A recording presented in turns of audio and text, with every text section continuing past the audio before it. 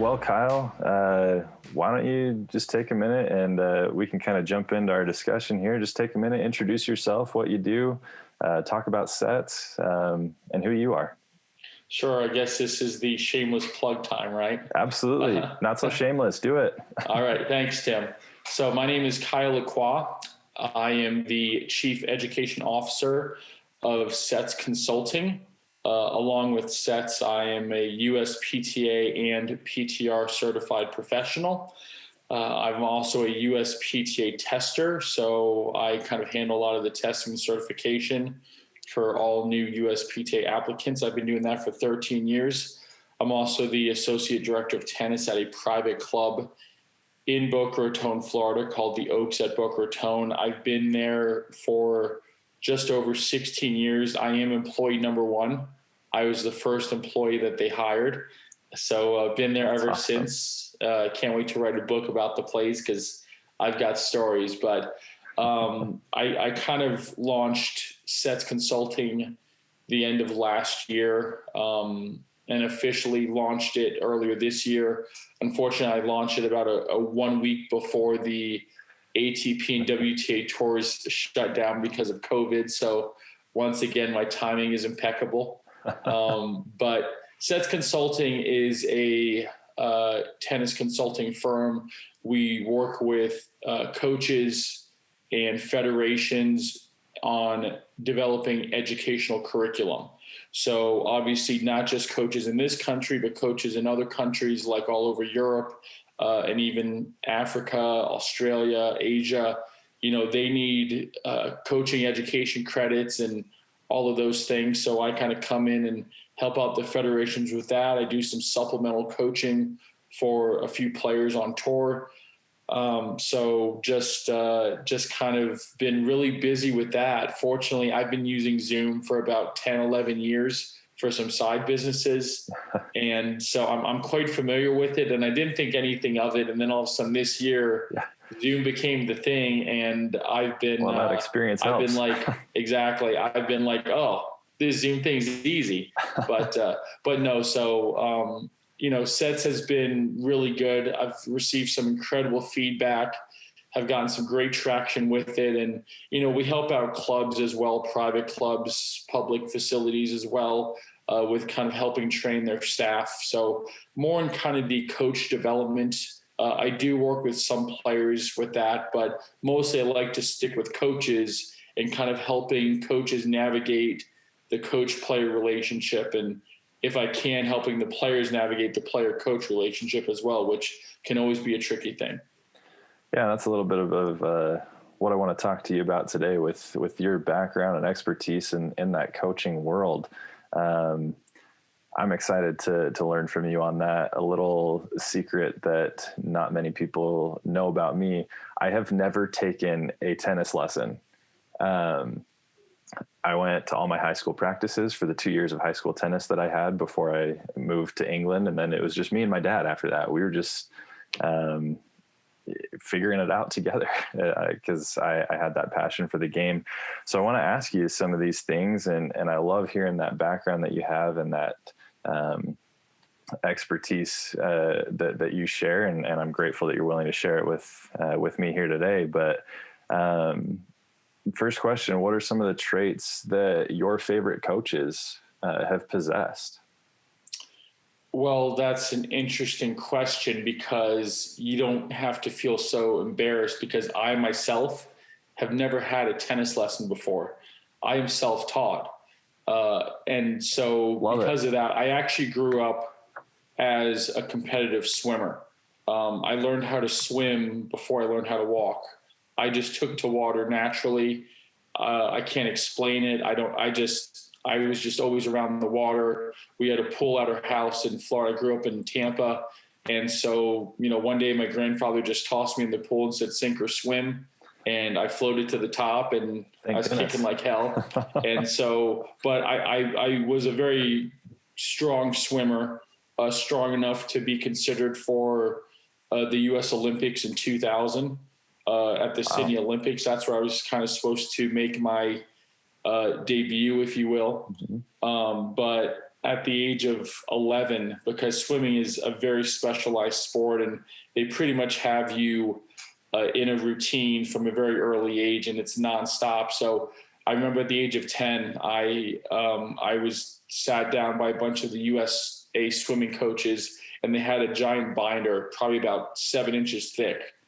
And every page of the binder had every day until I was 18 years old, and I made my debut in the Sydney Olympics, of what my schedule was going to be. And that terrified me. And I also did backstroke. So for me, it was a very specific discipline. And I remember going through practices early morning with the chlorine and the whistles blowing, and I would count the rivets on the ceiling of the aquatic center. And I knew at rivet 84, I had to make the turn to hit rivet 86 and then push my way back to the other end of the pool. So, cause I would always be looking up at the ceiling with backstroke, and, you know, for me, swimming was always something that came naturally. It was always fun. And then it kind of became more of a job, and there was a lot of pressure put on me. So much to the dismay of the U.S. swimming coaches and my parents, I just kind of got burnt out. I quit swimming. And my parents are like, well, you know, if you're going to not do swimming, you got to do some sport, because both my parents were pretty strong, athletic people. And so they said, you got to find a sport. And so I found tennis, and I first started against a wall, and it just kind of grew from there. And so, you know, when you ask the question, traits from a great coach, you know, the wall was my best coach and my only coach. And I got good enough to where I played, you know, all the Florida junior tournaments and played against some pretty good players along the way in juniors. And then I made my way into college. But, you know, going back to the original question, is traits I find the best traits I look for in a coach. You know, open, honest feedback, I think is critical, at least for me. And I think for most people, it might be tough for a lot of people to hear that open, honest feedback, but it's so important. You don't want a coach that's going to, you know, blow smoke, you know where. You want a coach that's going to be truthful and honest with you, because they respect you enough to be honest with you. And so that's a compliment to the player. I think another good trait that coaches have and coaches possess is the ability to create a really unique learning environment. And they're able to connect with each and every player at their level. And, you know, a lot of coaches out there struggle with that because they just kind of are very one-dimensional. They only know tennis, and that's all they can kind of talk about. And I think if you can be a little bit more diverse in your education, it's going to be, you know, very well suited for you as a tennis coach, because you're meeting a bunch of different people from a bunch of different backgrounds. It's an international sport. So you really need someone that's going to be able to engage with every single type of person. And I'm lucky. I mean, I have, you know, businessmen, I have lawyers, I have doctors, I have housewives, and I have, you know, really high-end, high-level competitive tennis players. And I'm able to somehow connect the dots and be able to talk with them even off the tennis court about life and about where they came from. And that's just part of my education growing up. I was always, you know, well-traveled and well-versed and well-read, and I have a lot of different unique interests, and so that's helped me. So I think having a coach that's adaptable to the player and having a coach that's just open and honest, those would be my two big ones. I love that answer. I had no idea about your swimming background, so that was fascinating to hear. B, the wall, it's so good. Like, everybody just needs to go out and hit against a wall. Amen. But then, yeah, what you're saying there about that adaptability and the when coaches, too many coaches kind of go for that one size fits all approach. I think, you know, very linear pedagogy, linear thinking, and really learning tennis is nonlinear. Learning sport in general is nonlinear. Everyone's different. Everyone has a different background, and coaches do need to adapt to that. So, it's an interesting dilemma that we face, because there's a dichotomy within tennis, which is, there's such a wide variety of tennis players that we meet, and everyone kind of learns and thinks a little bit differently, and you have to approach them differently. And that part of that is just coach's intuition. And you don't really get that intuition until you mess up a lot. I always like to say,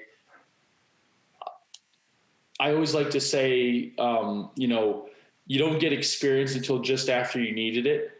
Yep. And so, it's so true. But, listen, if you look at a good coach, what you're really looking at is someone who's messed up a lot of times, and that's how they became good in the first place. So I'm not going to sit here and say that, oh yeah, I've always given a great lesson in this and that. There's been players that I haven't connected with, but over time you start to kind of get a feel for that. And there's a lot of coaches out there that take a very dogmatic approach. And when it comes to maybe strokes, that's acceptable because, strokes are based on the geometry of the court and the laws of physics. So there's not a lot of leeway with that. But in terms of actually working with a player, connecting with them, getting to know them personally and professionally, you have to be very adaptable. And I mean, I for instance, I know on weekends, I'm going from teaching, an 8-year-old girl that's an aspiring junior player to a principal at a hedge fund. Those are two very opposite ends of the spectrum. And I need to be able to change not only my personality, but I need to be able to change kind of my brain frequency, because now talking to a principal of a hedge fund is obviously much different than talking to some 7-8-year-old girl. But I need to be well versed in how I act, my metaphors in terms of getting them to connect the dots on a certain stroke. So I need to have kind of a full arsenal of tools to be able to work with a diverse amount of students. Yeah, absolutely. So as we mentioned this off camera a little bit earlier, and kind of tying into what we were just talking about, when a player is looking for a coach, and especially somewhere where in Utah, like you said, when we were just talking before we hit record here, but in Utah where it's not really a hotbed of tennis activity, and then, hopefully these principles apply everywhere, but how do you recommend players find themselves a coach who kind of meets those criteria? Where do they look? How do they evaluate? And what should they be looking for in their own private coach that they plan to hire and work with? So it is a tricky situation. I'm not going to lie. I've been very blessed and fortunate because I grew up in Florida. And so, because of that, I mean, right now where I'm living now, I can go into my phone and type in tennis academy, and I'll get about 50 results of 50 tennis academies within, 15, 20 mile range of me. But in a place like Utah, I think you have to be a little bit more creative. Obviously getting the word out. I see that this year, more than any year, people have used online more than anything, going to an online coach, a service like Tennis in Demand, where you can pretty much get any coach in the world for you at obviously some sort of price. But, there's a lot of things you can do online that will help you as a player. And it's almost osmosis in a way where if you're just around it enough, you'll be able to get it. But in terms of an actual physical face-to-face connection with a coach, that's obviously going to be a little bit tougher. In Utah, I do know there are really good coaches in Utah, but unfortunately there's not as many. So it's one of those things where as a player, you are the CEO of your tennis company. So you need to take full control and full responsibility. You need to go out and search for that coach.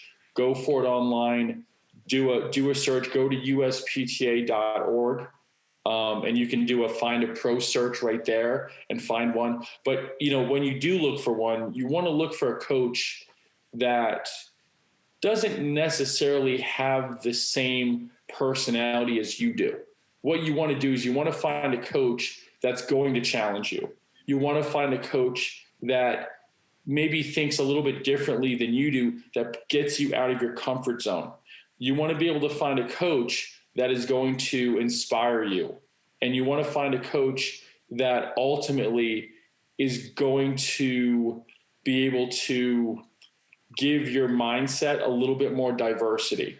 And what I mean by diversity isn't so much demographics physically, but in terms of the intellectual diversity. Make you think about things in a different way. Just kind of expand your horizons a little bit more. And so for players like that, they need to find a coach who is going to make them think a little bit and is going to challenge them. If you get a coach that's too much like you and you click right away with that coach, that might be good for the first few weeks or first few months. But what's eventually going to happen is you're either going to just blindly follow him and not even question or challenge him, or even better, you're going to just kind of have a yes person, a yes man, or a yes woman. And so you need a coach that is going to take the lead and is going to show you the way, but they're not going to compromise, their own professional ethics, and that they're not going to compromise on their own standards, and that's the biggest thing, because sometimes a player and coach become a little bit too comfortable together. All of a sudden now they're both on cruise control and there's no real growth that happens. So there always has to be a challenge. You want a coach that's always complimentary of your skill set, just like if you're looking for a business partner. Again, you're the CEO of your tennis company. So you're looking for a business partner. You don't want to look for a business partner that has the same strengths as you. You want to look for a business partner that can complement your skill set. So, I'm really bad with math and numbers and accounting and those things, but I'm really good at the communication side, at the marketing side, at just, putting in the data and putting in the work and the hours. So what do? I find someone that's really skilled with all the Excel spreadsheets and, has all the accounting background and things like that. So you kind of need a coach that's going to complement you, not complicate. Great insight there. I also appreciate you saying like the player is the CEO of their own tennis company. They need to carry their tennis bag. They need to call and they need to reserve their own courts. They need to go to the pro shop and get their rackets restrung. They need to know what tension their racket is. They need to know the grip size. They need to take control of all of that. The worst thing I see are kids going to the courts and the parent is carrying the bag and the parent is 20 steps ahead and the kid has his head down, dragging their feet, walking like they're on a death march. Yeah, or they're paying attention to their phone, not worried about it. Yeah, exactly. The kid needs to take control. It doesn't matter how old the kid is. People are like, well, what if they're 7, 8 years old? Well, even better. But you got to teach them independence. They can't always rely on this and that, because ultimately, if they truly want to get good at tennis, they have to take control and they have to have accountability. And the earlier that you start that, the earlier you teach that, the better that kid's going to be. Because when you step on a tennis court and things don't go your way, you're not going to have mommy or daddy to help you, and you can't call a timeout. You have to be independent and you have to think your way through it. You have to be a problem solver. And that's where the CEO of your tennis company starts. If you can do those little things first, it's going to help you with the big things later on. Absolutely. As coaches, as parents, we're a supporting role, right? We shouldn't be running the show. We're a supporting role. We're here to help. But yeah, the athlete themselves, they drive it. And I also love the thoughts of looking for someone who's different. I've always encouraged my players to find a coach other than me to work with during the off season, to challenge them to think a little bit differently, to push them in a different way. Because there are some of my players who, kind of like you said, we just mesh. We think the same way. We do things the same way. And I want them to have that extra opportunity to be pushed, to be challenged, to maybe discover a side of their game that I'm not teaching them because it's not my typical approach. But it helps them to push themselves in a different way and to grow in a different way than if they were just with me thinking the same way all the time. Absolutely. And not just that, but also it shows the player that you're confident in your abilities. The fact that you're willing to suggest another coach, hey, you know what? I don't think I'm getting through to you on this service technique, but I know, I have a pro here named Steve, and Steve is really good at teaching the serve, and maybe you guys can connect on that. And so I actually encourage my students to say, hey, you know what? I'm going to be gone for a week. I'm going to be traveling. And they're like, oh, well, okay, I guess I'll just stop playing. And I'm like, no. I want you to go take a lesson from him, take a lesson from her. They're amazing coaches, and you might learn something new, or you might learn something a little bit better because I'm not able to communicate it in a way that is working for you. And so what ends up happening is that I never lose that student. That student comes back to me. Not only do they come back better, but they come back more appreciative. And they're like, wow, Kyle, thank you so much. I had an amazing lesson with her. She's such a great coach. And, we really worked on our volleys and something connected. And so I'm like, well, fantastic. If you want to have a lesson with her again, by all means, go for it. But it just shows your competence and confidence as a coach that not only can you see and recognize another good coach, but you're not afraid that your student's going to leave you. Yeah, absolutely. So let me ask you this question.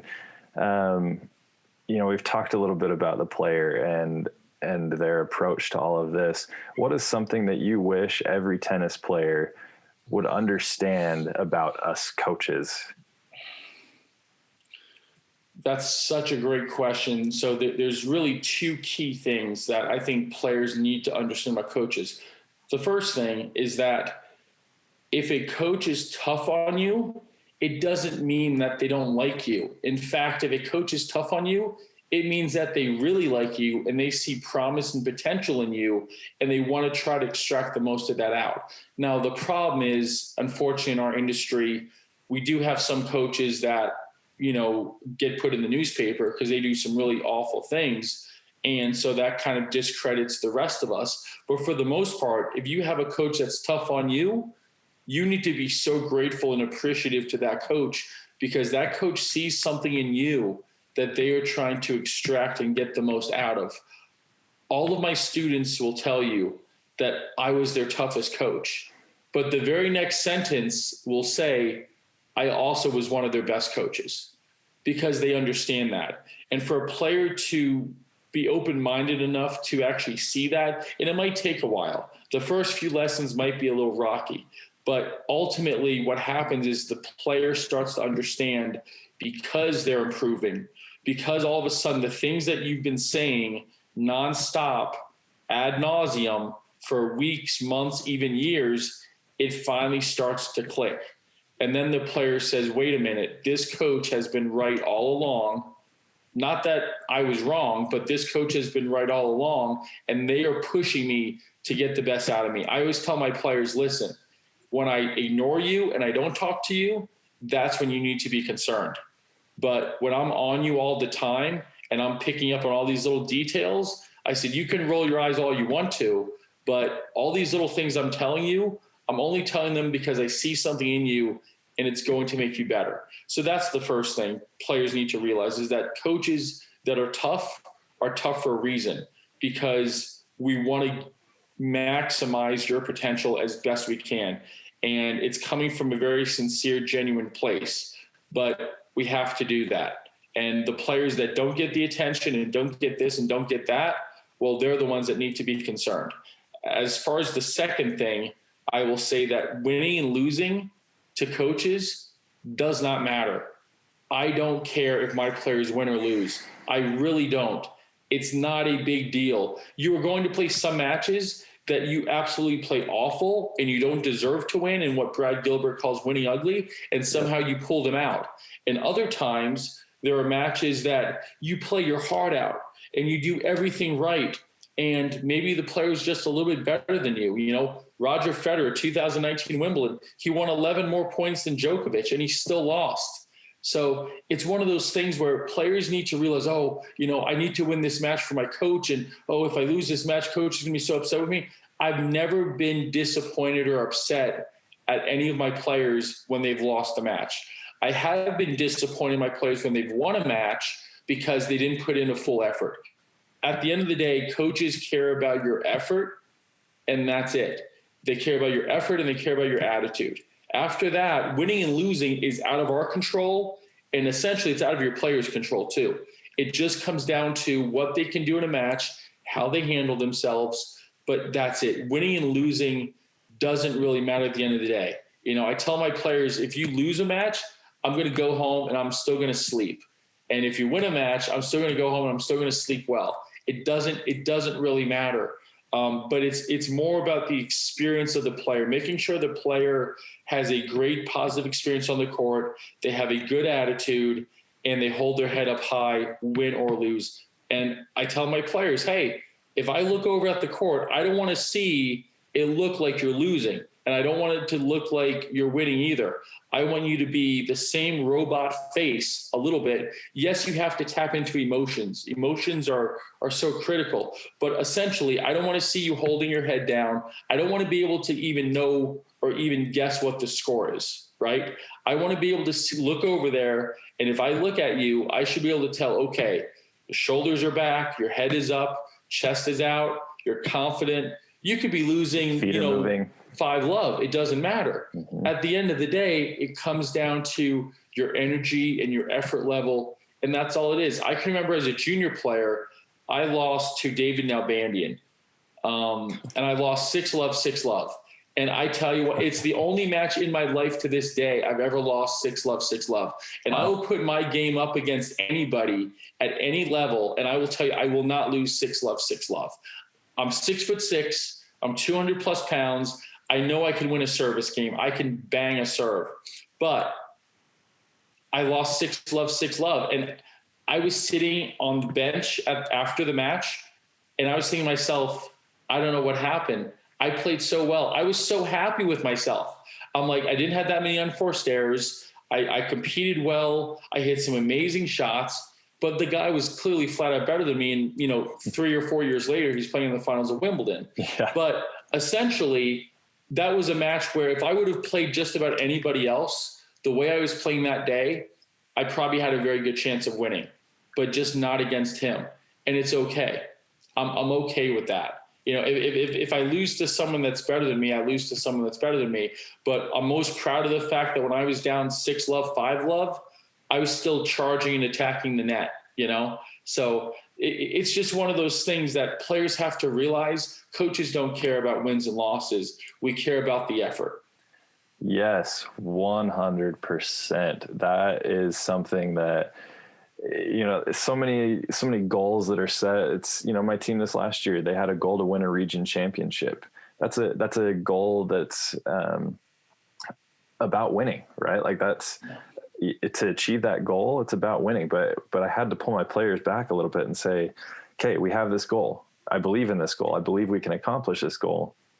But how I feel about this team, how I feel about whether or not the season was a success or a failure is not going to be based on, did we win that region championship? It's going to be based on, did we work our tails off all season? Did we, in every match, did we give it full effort? Were we moving our feet? I like what you said about, like, can I look over across the court and can I tell just by looking at you, are you winning or losing? It's like, no, you approach every match the same way and give it the same effort and have the same attitude about it. That's what we as coaches look for. So I love that point, because I think it's forgotten so many times. It's like, I'm one of the most competitive people I've ever met. It drives my wife insane. But just because I'm competitive doesn't mean that it's the wins and losses that I'm caring about, especially as a coach. As a player, sometimes I get a little caught up in it. As a coach, no, not at all. I will be proud of my players no matter the result if they give me full effort and give everything they got on the court. And you have to be careful not to make outcome goals. I have to win this many matches this season. I have to win regionals. I have to win states. It's like, those are things that are out of your control. Yeah. But if you work really hard and you practice and you do your best in a match, the likelihood of those things coming true exponentially grow. They're not guaranteed, but they can definitely increase. But you have to do a lot of little things in order to get to that outcome goal. So instead you set certain performance goals. Okay, I'm going to keep my service percentage to, above 70%. I'm going to try to be more aggressive on my forehand. I'm going to try to go for, 5 to 10 forehand winners. I'm going to keep my backhand errors at a minimum. But when you start going to, I have to win this match or I have to win this title, then you start to lose focus on the actual execution. That's where a lot of people get wrong. And again, it's not about wins and losses. I'm proud of all my players. Yeah. Process oriented, not results oriented. That's what we're all about. Exactly. So let's flip the role a little bit here. What is something that you wish every coach would remember about their athletes? Let me rephrase that. Every coach, what they need to remember about their athletes. Yeah. Because we just talked about athletes, you need to know this about your coaches. Coaches sometimes get caught up in their own heads and forget about their players and what the player is actually experiencing. So in other words, what athletes wish coaches knew about them? Yeah. Okay. So, working with players of all levels and doing it for as long as I have, I think one thing that athletes wish coaches knew more is that there's another way to connect with them. It doesn't have to be just tennis. Athletes are people too. And so oftentimes coaches are just strict in terms of the tennis, and they don't really connect with them on a deeper, more personal level. Getting to actually know the player, getting to know their likes and dislikes. And what I mean by likes and dislikes isn't, do they like their backhand? Do they not like their forehand? Do they like their serve? Do they not like volleys? I'm talking about, what do they like to eat? What's their favorite movie? When you can connect with them on some sort of level, that's going to not only humanize you, but also make you remember that they too are people. And so a lot of times coaches just kind of treat their players like robots and like, oh, well, you need to do this. Well, why can't you do this? Well, you have to be this way and you have to be that way. And that's just not realistic. And it's part of the human condition. Everyone's a little bit different. I'm not going to go into, everyone's super special and everyone's a superstar, but ultimately everyone's a little bit different and everyone can react to things slightly differently. And as a coach, you just need to make that human connection first before you start, putting into their heads all these different tennis ideas. One example I have is last year, right before the Miami Open, I have a friend who played on the tour. He's a coach on the tour, Julian Alonso. I hope he gets to listen to this, but he was working with a player. And they came over for like a 1-week training block right after Indian Wells before the Miami Open. And, they used my club, and we have a hard court at our club. And so they used that the whole week to train. And, I was getting along with the players, and it was his player along with another player that she was friends with on tour. So she brought her coach, and, I'm interacting with them. But the real breakthrough were when they knew that I was real, when they knew that I wanted to connect with them on a deeper level, not just tennis, because, they're professional tennis players. Everyone comes up to them. They're asking for autographs. They know who they are. They follow them on Instagram, this and that. But I didn't really care about any of that. I wanted to let them know that I'm interested in their well-being. So what I did on their final day of their training camp, I wrote down the one girl was from the Netherlands. The other girl was from Switzerland. So I wrote thank you cards, and I placed them on the table where their tennis court was. But I wrote the thank you cards in their native language. So I had to write one thank you card in Dutch, and I had to write one thank you card in Swiss German, which, if you know anything about Swiss German, it's not an easy language. And that took me much longer than it did Dutch. But But what that did is it broke down that barrier. Any apprehension that they had to me as an outsider, because it was their first week meeting me, so they didn't know who I was from any other person. So what that did is it kind of broke down that barrier, and they started to open up a lot more. And once they started to open up, they started to see me for who I was, which was a person, and they knew that I had already seen them for who they are, which are people. And then that's kind of where the growth and the process begins. But, you can teach everyone. You can't make everyone learn. So you need to make a connection with that player to get them to actually open up to actually want to learn from you.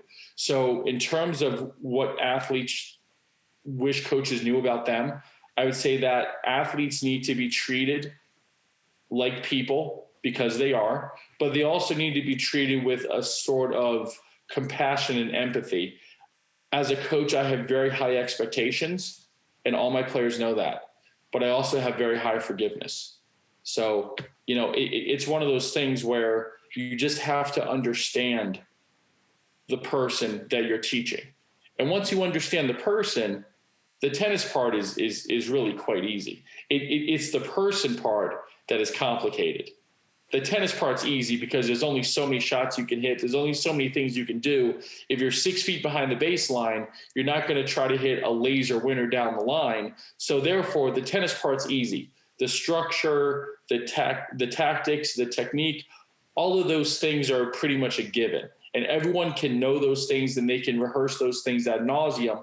But ultimately, it comes down to knowing the person first. So for athletes, if they want to know something about the coach, or if the coach needs to know something about them, I would say treat them like people first, treat them like players second.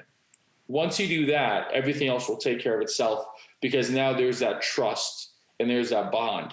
But you can't progress without the trust. There's always going to be some sort of inherent fear from a player that's holding them back, either holding them back from getting to the next ranking level or holding them back from making a big breakthrough in a tournament. Whatever is holding them back, which most likely is fear, you need to be able to let the athlete know we're in this together. So treat them like people. Thank you so much. That was unbelievable. Unbelievable insight there. And throughout this entire discussion, I am humbled and honored to have you, Kyle, someone of your both figurative and literal stature joining us. It's been a pleasure, and I've learned a lot from you this entire year and during this discussion. So thank you for your time. My team thanks you. And hopefully there are others that this benefits as well outside of Mazer Prep, and just to keep this game moving forward. So thank you, Kyle. Tim, thank you so much. I am honored and humbled that you would invite me, that you would share me with your team. Go Mazer Prep, go Lions. Yes. Have another big season coming up next year. I know you're excited about it. You had a record-breaking season this past year. I can see why. You've had great players, but they also have a terrific coach that actually cares about them, and that's the most important thing. So, Tim, keep up all the good work. I'm so proud of you, proud of everything that you've done, and I can't thank you enough. This has been amazing.